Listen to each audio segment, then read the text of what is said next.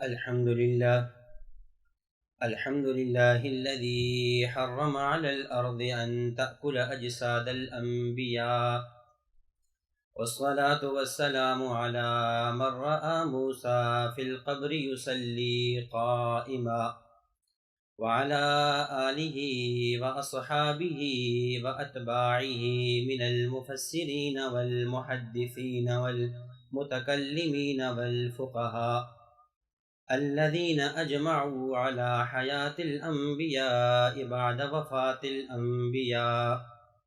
أما بعد، فأعوذ بالله من الشيطان الرجيم. بسم الله الرحمن الرحيم. ولا تقولوا لمن يقتل في سبيل الله أموات بل أحياء ولكن لا تشعرون.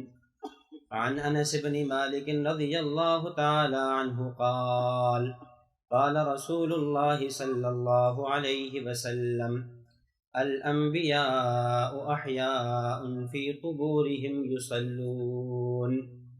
اللهم صل على سيدنا ومولانا محمد وبارك وسلم عليه. خم جس کی فضیلت پہ دو عالم کی جبیں ہے، خم جس کی فضیلت پہ دو عالم کی جبیں ہے، سیدگاہ کونین وہ طیبہ کی زمیں ہے۔ یہ دنیا کا عقیدہ ہے اور اپنا بھی یقین ہے کہ جو شے ہے مدینہ میں وہ کہیں اور نہیں ہے۔ یہ ارض مقدس ہے، یہ طیبہ کی زمیں ہے، یہ ارض مقدس ہے، یہ طیبہ کی زمیں ہے۔ جنت بھی یہی ہے، ساکن جنت بھی یہی ہے۔ اے خاک مدینہ تیرے اعجاز کا صدقہ، اے خاک مدینہ تیرے اعجاز کا صدقہ، کہ جو ہے عرش نشیں وہ فرش نشیں ہے۔ اور جن کے روضے پہ اتریں فرشتے مدام، ان پہ اربوں درود ان پہ کھربوں سلام۔ جن پہ ہے نبیوں کا اختتام، ان پہ اربوں درود ان پہ کھربوں سلام۔ حاصل ہے جنہیں حیات دوام، ان پہ اربوں درود ان پہ کھربوں سلام۔ سنتے ہیں روضہ میں جو صلاۃ و سلام، ان پہ اربوں درود ان پہ کھربوں سلام۔ قابل صد احترام معزز علماء کرام، عزیز بھائی اور دوستو، مرکز اہل السنہ والجماعہ خانقاہ حنفیہ سرگودا کا 15واں سالانہ 2 روزہ خانقاہی اجتماع، جس میں میں اور آپ موجود ہیں، اس خانقاہ اور اس مرکز کے بانی و مؤسس ہمارے شیخ و مرشد متکلم اسلام حضرت مولانا محمد الیاس گھمن صاحب حفظہ اللہ فرمایا کرتے ہیں کہ ہمارے مرکز کی بنیاد، ہمارے خانقاہ کی بنیاد پورا دین ہے، اور دین نام ہے 5 چیزوں کا، یا دین کا خلاصہ 5 چیزیں ہیں۔ نمبر 1 اعتقادات، نمبر 2 عبادات، نمبر 3 اخلاقیات، نمبر 4 معاملات، اور نمبر 5 معاشرات۔ ان 5 چیزوں میں جو بنیاد ہیں وہ عقائد ہیں، اور اگر عقائد کو دیکھا جائے تو قرآن کریم خصوصاً مکی صورتوں سے یہ معلوم ہوتا ہے کہ جن عقائد کو اللہ نے تفصیل سے بیان فرمایا وہ عقائد 3 طرح کے ہیں۔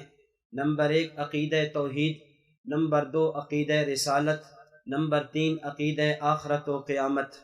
عقیدہ رسالت توحید کے بعد دوسرے نمبر پر ہے، لیکن اگر اس کی اہمیت کو دیکھا جائے ایک جہت سے اہمیت بہت بڑھ جاتی ہے، اس لیے کہ اللہ کی توحید کس نے بتائی، عقیدہ آخرت اور قیامت کو کس نے بتایا؟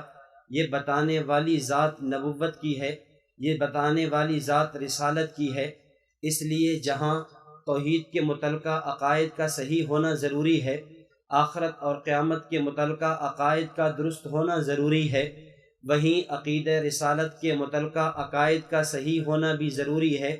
عقیدہ رسالت کو اگر دیکھا جائے، انبیاء کرام علیہ الصلاۃ والتسلیمات کے متعلقہ عقائد کو دیکھا جائے تو یہ 2 طرح کے ہیں۔ انبیاء کے متعلقہ بعض عقائد وہ ہیں جو ان کی دنیوی زندگی سے متعلق ہیں، بعض عقائد وہ ہیں جو ان کی برزخی اور اخروی زندگی سے متعلق ہیں۔ اگر بات ان اعتقادات کی کریں جن کا تعلق دنیوی زندگی سے ہے تو انبیاء کے بارے میں ہمارا عقیدہ یہ ہے، انبیاء ذات اور جنس کے اعتبار سے بشر، صفات کے اعتبار سے نور ہوتے ہیں۔ انبیاء کرام علیہ الصلاۃ والتسلیمات گناہوں سے معصوم ہوتے ہیں۔ انبیاء مفروض الاتباع واجب المطاع ہوتے ہیں۔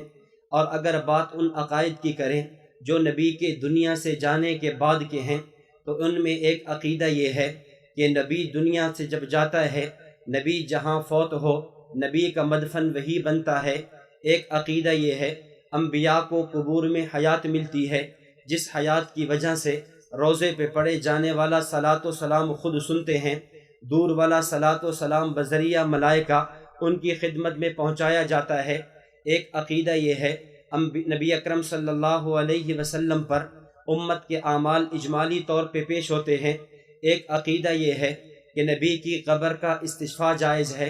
ایک عقیدہ یہ ہے کہ نبی اکرم صلی اللہ علیہ وسلم کا توسل اور وسیلہ جائز ہے۔ ایک عقیدہ یہ ہے نبی جب دنیا کو چھوڑ کر جائے، نبی کی وراثت تقسیم نہیں ہوتی۔ اس وقت جس عقیدے پر چند دلائل آپ کی خدمت میں پیش کرنے ہیں، وہ عقیدہ یہ ہے انبیاء کرام علیہ الصلاۃ والتسلیمات کو قبور میں حیات ملتی ہے۔ اہل سنت والجماعت کا متفقہ عقیدہ ہے اللہ انبیاء پر موت طاری کرتے ہیں۔ کل نفس ذائقۃ الموت کا وعدہ پورا ہوتا ہے۔ انک میت و انہم میتون کا وعدہ پورا ہوتا ہے۔ اس کے بعد انبیاء کو قبور میں حیات ملتی ہے۔ ہمارا عقیدہ بھی اور ان کا عقیدہ جو نبی کی حیات فی القبر کے منکر ہیں، نبی کی موت کو وہ بھی مانتے ہیں، نبی کی موت کو ہم بھی مانتے ہیں۔ ہمارے اکابر میں سے حجت الاسلام والمسلمین، بانی دارالعلوم دیوبند، قاسم العلوم والخیرات، حضرت مولانا قاسم نانوتوی رحمۃ اللہ علیہ نے لطائف قاسمیہ میں لکھا کہ نبی اکرم صلی اللہ علیہ وسلم کی نسبت موت کا اعتقاد ضروری ہے۔ معلوم یہ ہوا اکابر علماء دیوبند میں نبی کی موت کا منکر کوئی نہیں ہے۔ ہاں، نبی اکرم صلی اللہ علیہ وسلم کی موت کے بعد انبیاء کو قبور میں حیات ملتی ہے۔ اس عقائد پر ہمارے پاس بہت سے دلائل موجود ہیں۔ اگر دلیل میں خدا کا قرآن ضرورت ہے تو وہ اس عقیدے پر موجود ہے۔ دلیل میں نبی کا فرمان موجود ہے۔ دلیل میں اقوال صحابہ موجود ہیں۔ دلیل میں امت کا اجماع موجود ہے۔ دلیل میں اکابر علماء دیوبند کی تصریحات موجود ہیں۔ دلیل میں قیاس اور عقل موجود ہے۔ اگر بات دلائل کی کریں، قرآن کریم سورۃ البقرہ آیت نمبر 154 دوسرا پارہ، اللہ تعالیٰ فرماتے ہیں وَلَا تَقُولُوا لِمَنْ يُقْتَلْ فِي سَبِيلِ اللَّهِ أَمْوَاتٌ بَلْ أَحْيَاءٌ وَلَٰكِن لَا تَشْعُرُونَ۔ جو لوگ اللہ کے راستے میں شہید ہو جائیں انہیں مردہ نہیں کہنا، بلکہ وہ زندہ ہیں، لیکن ان کی زندگی کا تمہیں شعور نہیں ہے۔ اس آیت کے تحت مفسر قرآن قاضی ثناء اللہ پانی پتی نے تفسیر مظہری میں، حکیم الامہ مجدد الملہ مولانا اشرف علی تھانوی نے تفسیر بیان القرآن میں، مفتی اعظم پاکستان مفتی شفیع عثمانی رحمۃ اللہ علیہ نے معارف القرآن میں لکھا یہ آیت دلیل ہے۔ جہاں شہداء کی حیات کی یہ آیت دلیل ہے، وہیں یہ آیت اس بات کی بھی دلیل ہے انبیاء کرام علیہ الصلاۃ والتسلیمات اپنی قبور میں زندہ ہیں۔ اس کے بعد دلیل دوسری، قرآن کریم 5واں پارہ سورۃ النساء آیت نمبر 64، اللہ تعالیٰ فرماتے ہیں وَمَا أَرْسَلْنَا مِن رَّسُولٍ إِلَّا لِيُطَاعَ بِإِذْنِ اللَّهِ وَلَوْ أَنَّهُمْ إِذ ظَّلَمُوا أَنفُسَهُمْ جَاءُوكَ فَاسْتَغْفَرُوا اللَّهَ وَاسْتَغْفَرَ لَهُمُ الرَّسُولُ لَوَجَدُوا اللَّهَ تَوَّابًا رَّحِيمًا۔ اس آیت میں اللہ نے دو حکم دیے ہیں۔ نمبر 1، نبی کی بعثت کا مقصد کیا ہے؟ نمبر 2، نبی کی بعثت کے مقصد میں اگر کوتاہی ہو جائے اس کی تلافی کی صورت کیا ہے؟ نبی کی بعثت کا مقصد لیطاع باذن اللہ ہے، نبی کی اطاعت کی جائے۔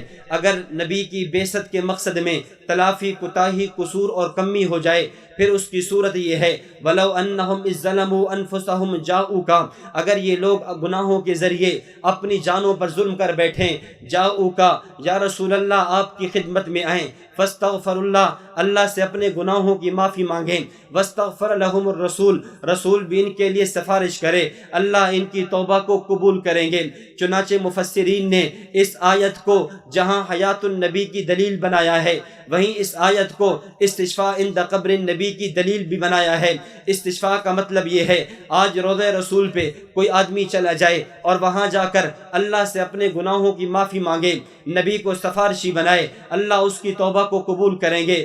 چنانچہ محتاط مفسرین میں سے علامہ ابن کثیر دمشقی شافی رحمۃ اللہ علیہ نے تفسیر ابن کثیر میں، علامہ جلال الدین سیوطی نے تفسیر در منصور میں، مفتی شفیع عثمانی رحمۃ اللہ علیہ نے تفسیر معارف القرآن میں، ملا علی قاری رحمۃ اللہ علیہ نے کتاب المناسک میں ایک واقعہ نقل کیا ہے۔ حضرت عتبی رحمہ اللہ کہتے ہیں، کنت جالسا عند قبر النبی صلی اللہ علیہ وسلم، میں اللہ کے نبی کی قبر کے پاس موجود تھا، میں دیکھتا کیا ہوں، فجاء اعرابی، ایک دیہاتی آیا، قبر پہ رونے لگا اور اس نے آ کر یہی آیت مبارکہ تلاوت کی۔ تلاوت کرنے کے بعد کہنے لگا، جئتک مستغفرا لذنبی مستشفعا بک الی ربی، یا رسول اللہ میں آیا ہوں، اللہ سے اپنے گناہوں کی معافی مانگتا ہوں، آپ کو اپنا سفارشی اور حمایتی بناتا ہوں، یا اللہ یا رسول اللہ آپ میرے لیے سفارش کریں، اللہ میرے گناہوں کو معاف کر دے۔ اس کے بعد اس آنے والے دیہاتی نے یہ اشعار پڑھے، یا خیر من دفنت فی التراب اعظمہ فطاب من طیبہن القاع والاکم، نفس الفداء لقبر انت ساکنہ فیہ العفاف وفیہ الجود والکرم، وصاحباک لا انساہما ابدا من السلام علیکم ما جر القلم۔ حضرت تھانوی نے نشر الطیب میں ایک شعر کا اضافہ بھی کیا، انت الشفیع الذی ترجا شفاعتہ علی الصراط اذا ما ذلت القدم۔ یہ اشعار پڑھنے کے بعد وہ آنے والا دیہاتی روتا ہوا روضہ اطہر کو چھوڑ کر چلا گیا۔ حضرت عتبی کہتے ہیں، میں قبر پہ موجود تھا، مجھے نیند آ گئی، فرأیت النبی صلی اللہ علیہ وسلم فی المنام، میں خواب میں نبی اکرم صلی اللہ علیہ وسلم کو دیکھتا ہوں۔ اللہ کے نبی فرماتے ہیں، یا عتبی الحق الاعرابی فبشرہ ان اللہ قد غفر لا، اے عتبی اس آنے والے دیہاتی کو خوشخبری اور بشارت سنا دیجئے کہ اللہ نے آپ کے گناہوں کو معاف فرما دیا ہے۔ چنانچہ مفسرین نے جو اس آیت کو استشفاء کی دلیل بنایا، وہیں اس آیت کو حیات النبی فی القبر کی دلیل بنایا ہے۔ علامہ ظفر احمد عثمانی رحمۃ اللہ علیہ نے اعلاء السنن میں لکھا، فثبت هذه الآية ان هذا الحكم باق بعد وفاته صلی اللہ علیہ وسلم، یہ آیت اس بات کی دلیل ہے جس طرح نبی کی زندگی میں استشفاء جائز تھا، نبی کے دنیا کے جانے کے بعد بھی آپ کی قبر پر استشفاء جائز ہے۔ تیسری دلیل قرآن کریم سورۃ الانفال آیت نمبر 33، اللہ تعالیٰ فرماتے ہیں، وما کان اللہ لیعذبہم وانت فیہم۔ اس آیت کے تحت مفتی اعظم پاکستان مفتی شفیع عثمانی رحمۃ اللہ علیہ لکھتے ہیں، یہ آیت مبارکہ جہاں عقیدہ ختم نبوت کی دلیل ہے، وہیں یہ آیت مبارکہ نبوت کی حیات فی القبر کی بھی دلیل ہے۔ مفتی صاحب نے استدلال یوں پیش کیا، فرماتے ہیں مشرکین مکہ نے بیت اللہ کا غلاف پکڑ کر دعا مانگی اور یوں کہا، اللہم ان کان ھذا ھو الحق من عندک فامطر علینا حجارۃ من السماء، یا اللہ اگر یہ محمد بن عبداللہ واقعتاً محمد الرسول اللہ ہے، پھر آسمان سے ہمارے اوپر حجارۃ من السماء پتھروں کی بارش نازل فرما دے۔ مشرکین مکہ نے بیت اللہ کا غلاف پکڑ کر اپنے خلاف بد دعا کی ہے۔ تاریخ سیرت حدیث کی کتابیں بتاتی ہیں مشرکین مکہ پہ اجتماعی عذاب نہیں آیا۔ تو سوال پیدا ہو سکتا تھا کہ مشرکین مکہ یہ کہہ سکتے تھے، ہم سچے تھے، ہم نے تو غلاف پکڑ کر دعائیں مانگی تھی، ہمارے اوپر عذاب نہیں آیا۔ اللہ نے اس آیت میں جواب دیا، وما کان اللہ لیعذبہم وانت فیہم، اے میرے محبوب مشرکین مکہ کے کرتوت تو ایسے ہیں، مشرکین مکہ کا شرک تو ایسا ہے، ان پہ عذاب آ جاتا، لیکن عذاب آیا کیوں نہیں؟ اس کی وجہ یہ ہے وانت فیہم، آپ ان میں موجود ہیں۔ مفتی صاحب نے ایک ضابطہ لکھا، ضابطہ یہ ہے، اللہ کی سنت یہ ہے، اللہ کی عادت مبارکہ یہ ہے، نبی جب تک دائرہ نبوت میں موجود ہو اللہ قوم پر عذاب نہیں بھیجتے۔ نبی اگر اللہ نے قوم پر عذاب بھیجنا ہو، نبی کو دائرہ نبوت سے نکالتے ہیں، نبی دائرہ نبوت چھوڑتا ہے، قوم پہ عذاب آ جاتا ہے۔ حضرت لوط علیہ السلام کی قوم پر اللہ نے عذاب بھیجنے کا ارادہ فرمایا، پہلے حکم دیا، فَأَسْرِ بِأَهْلِكَ بِقِطْعٍ مِّنَ اللَّيْلِ وَاتَّبِعْ أَدْبَارَهُمْ، اے لوط اپنی قوم کو، ایمان والوں کو یہاں سے لے کر چلے جائیں۔ لوط علیہ السلام نے دائرہ نبوت چھوڑا ہے، اللہ نے عذاب کا کوڑا برسایا ہے۔ معلوم یہ ہوا نبی جب تک دائرہ نبوت میں موجود ہو قوم پر عذاب آتا نہیں ہے۔ مشرکین مکہ نے تو بیت اللہ کا غلاف پکڑ کر دعائیں مانگی تھی ہمارے اوپر عذاب آ جائے۔ آگے جواب دیا عذاب نہ آنے کی وجہ یہ ہے وَأَنْتَ فِيهِمْ، یا رسول اللہ آپ موجود ہیں، آپ کا دائرہ نبوت لامحدود ہے، آپ کا دائرہ نبوت لا زمان ہے، آپ کا دائرہ نبوت لا مکان ہے، اس لیے آپ کی اس قوم پر اجتماعی عذاب نہیں آئے گا۔ سوال پیدا ہو سکتا تھا اللہ کے نبی مکہ میں ہیں، جب مکہ سے مدینہ آ جاتے ہیں اب تو پیچھے مکہ والوں پر عذاب آ جائے۔ فرمایا نہیں عذاب نہیں آئے گا، اس لیے کہ جس طرح آپ مکہ والوں کے نبی، آپ مدینہ والوں کے نبی، نبی اکرم صلی اللہ علیہ وسلم رب معراج کی رات آسمانوں پہ تشریف لے جاتے ہیں، سوال پیدا ہو سکتا تھا اب تو آپ فرش کو چھوڑ کے عرش پہ جا چکے ہیں، اب تو عذاب آ جائے۔ فرمایا نہیں عذاب نہیں آئے گا۔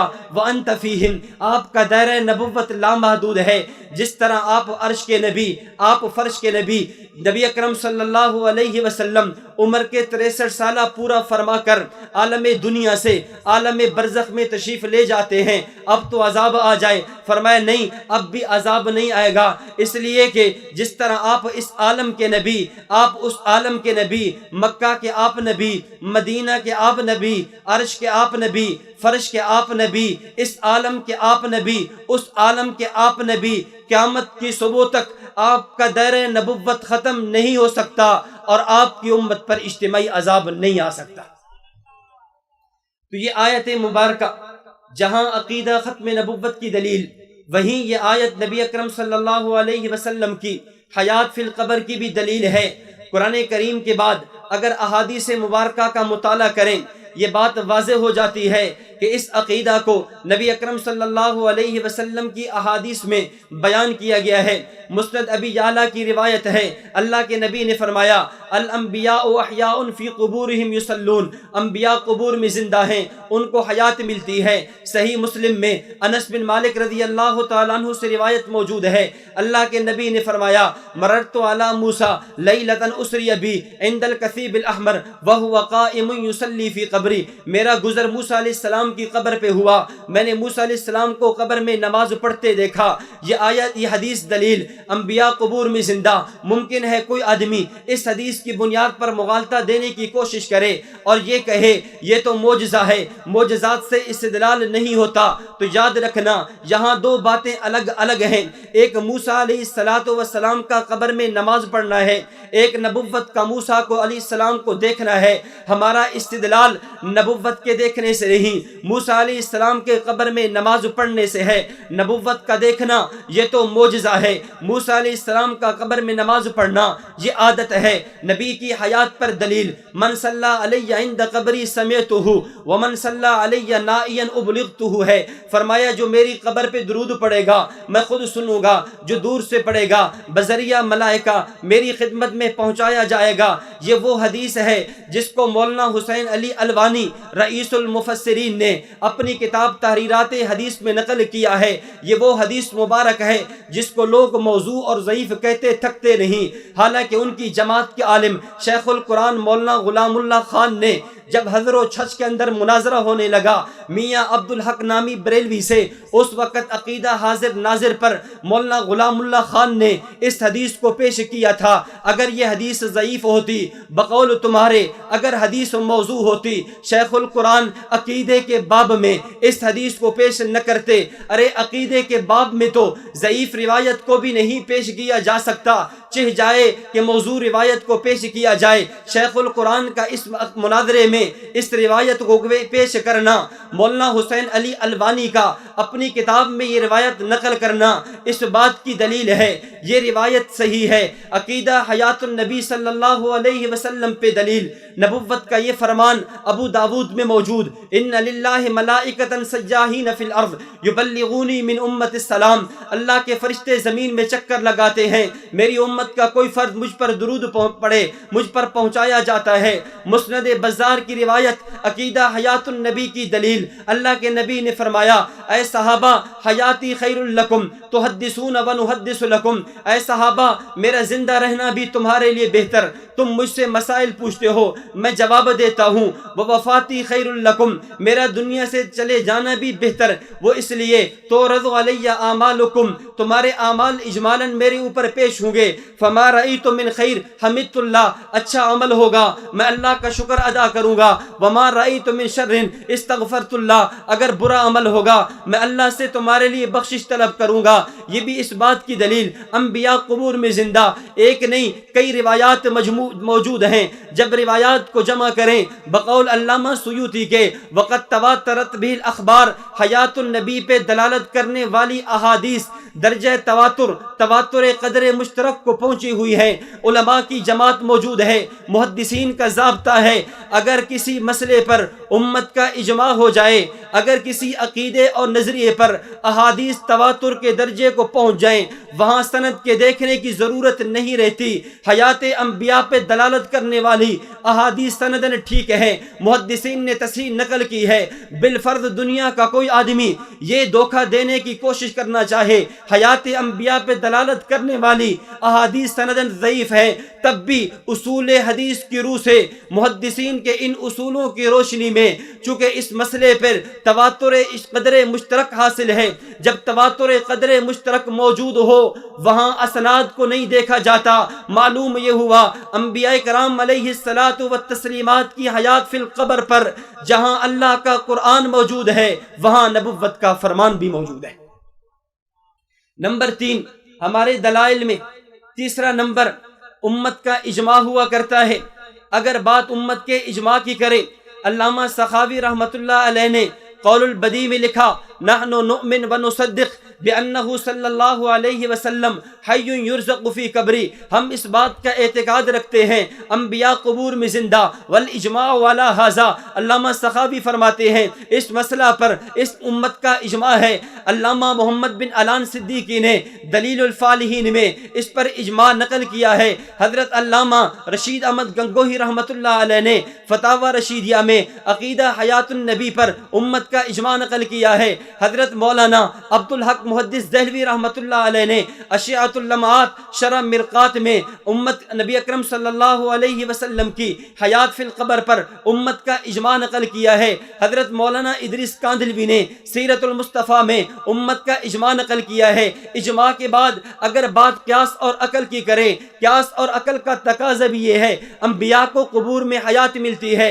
چنانچہ حجت الاسلام والمسلمین قاسم العلوم والخیرات صاحب آب حیات حضرت مولانا قاسم نانوتوی رحمۃ اللہ علیہ نے اپنی کتاب آب حیات میں قیاسی اور عقلی دلیل بھی پیش کی ہے۔ حضرت فرماتے ہیں اللہ نبی کو بھی بناتے ہیں، اللہ امتی کو بھی بناتے ہیں، امتی کو جس مٹی سے بنائیں اسے زمینی مٹی کہتے ہیں، نبی کو جس مٹی سے بنائیں اسے جنت کی مٹی کہتے ہیں، اور جنت کی مٹی کا خاصہ حیات ہے، جنت میں حیات ہے موت نہیں۔ صحیح مسلم کی روایت ابو سعید خدری رضی اللہ تعالیٰ عنہ کے مطابق اہل جنت جنت میں جائیں گے، ینادی منادن، اعلان کرنے والا اعلان کرے گا یا اہل الجنہ ان لکم ان تحیوا فلا تموتوا ابدا، اے جنتیو تم نے ہمیشہ ہمیشہ زندہ رہنا ہے، اب تمہارے اوپر موت نہیں آئے گی۔ پتہ چلا جنت میں حیات ہی حیات ہے، جنت میں وفات نہیں۔ حضرت نانوتوی فرماتے ہیں نبی کا وجود جنت کی مٹی سے بنتا ہے، جنت کی مٹی کا خاصہ حیات ہے۔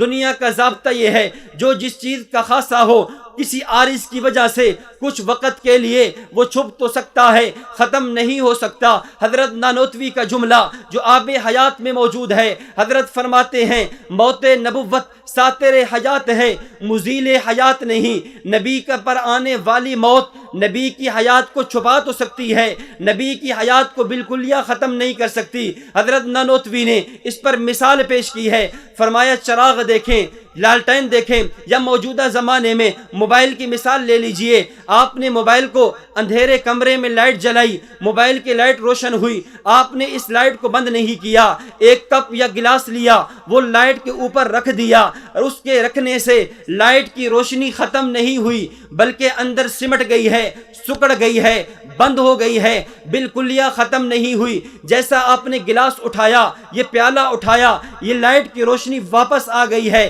تم پتہ یہ چلا جو جس چیز کی خصوصیت ہو وہ کسی عارض کی وجہ سے چھپ تو سکتی ہے, بالکلیہ ختم نہیں ہو سکتی. حضرت نانوتوی فرماتے ہیں اس سے پتہ یہ چلا نبی کا وجود جنتی مٹی والا, جنتی مٹی کا خاصہ حیات ہے.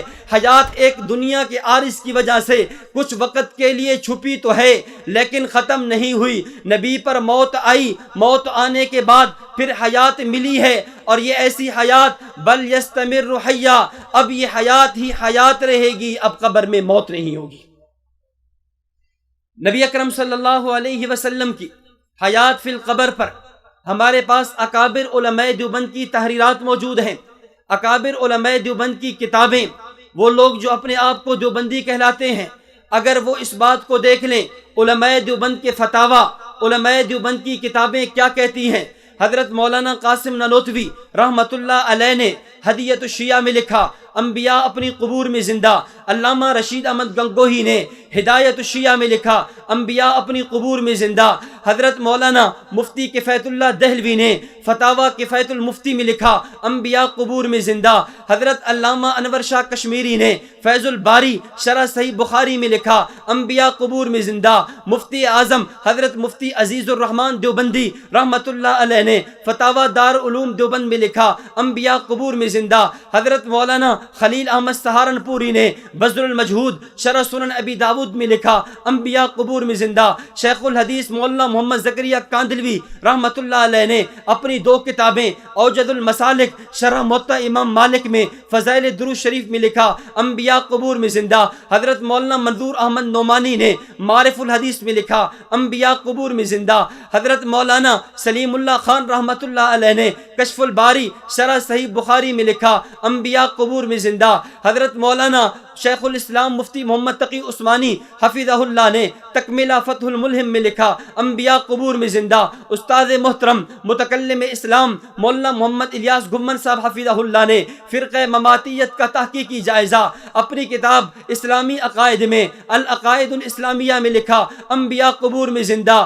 گویا حجت الاسلام والمسلمین مولانا نانوتوی سے لے کر متکلم اسلام مولانا الیاس گھمن صاحب تک, دار علوم دیوبند سے لے کر دارالعلوم کراچی تک, تمام اکابر علماء دیوبند ان کی تحریرات, ان کے فتاوی اس بات کی وضاحت کرتے ہیں کہ انبیاء کرام علیہ السلام اپنی قبور میں زندہ ہیں.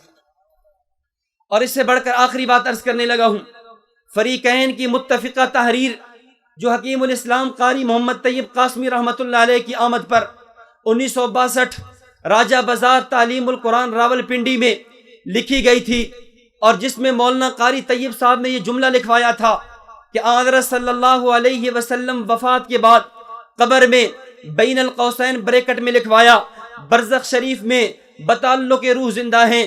روضے پہ پڑھے جانے والا صلاۃ و سلام خود سماعت فرماتے ہیں, دور والا صلاۃ و سلام بذریعہ ملائکہ پہنچایا جاتا ہے. یہ وہ تحریر ہے جس پہ 4 علماء کے دستخط موجود ہیں. حکیم الاسلام قاری محمد طیب قاسمی رحمت اللہ علیہ نے دستخط کیے, حضرت مجاہد ختم نبوت مولانا محمد علی جالندری رحمت اللہ علیہ نے دستخط کیے, شیخ القرآن مولانا غلام اللہ خان صاحب نے دستخط کیے, مولانا نور محمد صاحب نے دستخط کیے. ان 4 علماء میں جن میں 2 عالم وہ ہیں جن کو منکرین حیات اپنا عالم سمجھتے ہیں, انہوں نے بھی اس تحریر پہ دستخط کیے. پتہ یہ چلا یہ عقیدہ ایسا متفقہ عقیدہ ہے, ایسا اجماعی عقیدہ ہے جس پہ تمہارے علماء بھی متفق کھڑے ہیں. تو حیات النبی صلی اللہ علیہ وسلم کا عقیدہ ایسا عقیدہ جس پہ اللہ کا قرآن موجود, ایسا عقیدہ جس پہ نبی کا فرمان موجود, ایسا عقیدہ جس پہ امت کا اجماع موجود, ایسا عقیدہ جس پہ قیاس اور عقل موجود, ایسا عقیدہ جس پہ اکابر علماء دیوبند کی تحریرات موجود, ایسا عقیدہ جس پہ فریقین کی متفقہ تحریر موجود ہے. اس لیے ہم ببانگ دہل کہتے ہیں. حضرت استاد محترم کی محنت، حضرت استاد جی دامت برکاتہم العالیہ کی تحریرات اور حضرت استاد جی کے نے اس پر جو دلائل بیان کیے، انبیاء کرام علیہ الصلاۃ والتسلیمات کو قبور میں حیات ملتی ہے۔ لہذا یہ کہنا کہ یہ دیوبندیت کا عقیدہ نہیں، یہ امت سے انفرادی الگ عقیدہ ہے، ایسی بات نہیں، بلکہ 1400 سالہ تسلسل بتلاتا ہے کہ انبیاء کرام علیہ الصلاۃ والتسلیمات کو قبور میں حیات ملتی ہے۔ اس لیے آخر میں یہی کہوں گا، تغافل ان کی عادت ہے، مناجات میرا شیوا، تغافل ان کی عادت ہے، مناجات میرا شیوا، نہ وہ طرز ادا بدلے نہ میں رنگ دعا بدلا، زمانہ معترف ہے اب بھی ہماری استقامت کا، زمانہ معترف ہے اب بھی ہماری استقامت کا، نہ ہم سے قافلہ چھوٹا نہ ہم نے رہنما بدلا۔ وآخر دعوانا ان الحمد للہ رب العالمین۔